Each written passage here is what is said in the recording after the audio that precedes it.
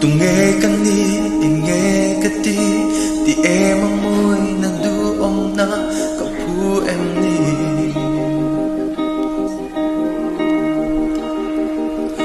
lim zia thiamin an du thu sam chim ba le ar si te mang pon han zia sela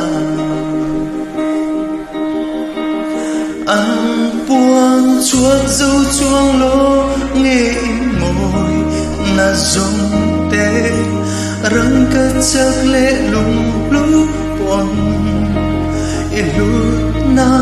an buộc tóc dâu chuông lô nghe hôm liang lâu xe mà ngay na kiang lâu xe Tuang mang ramatin miting lovin kan le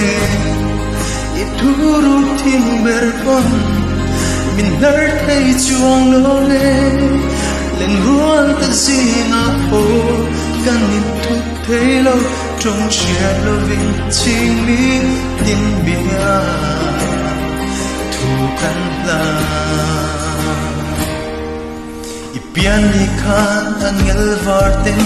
mi shing mit mu amoy bertu an duang em ni em po chu lo ni se ka sui lum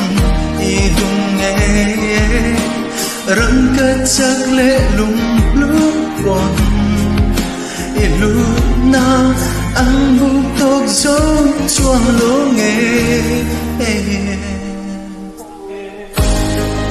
Hum hiliam lâu se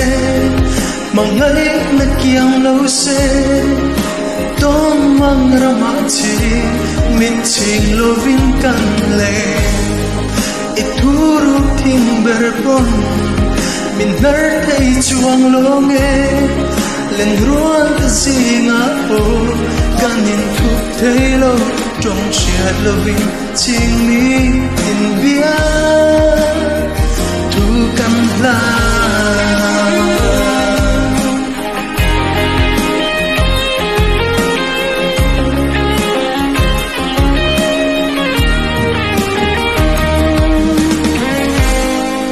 hong hiliang lo se mangai na kiam lo se Tong mang ramatin mit ching lovin kan le ituru timberpon min nar tay chuang lo nghe len rual ka zinga po kanin thuk thelo trong chia lovin ching mi tin bia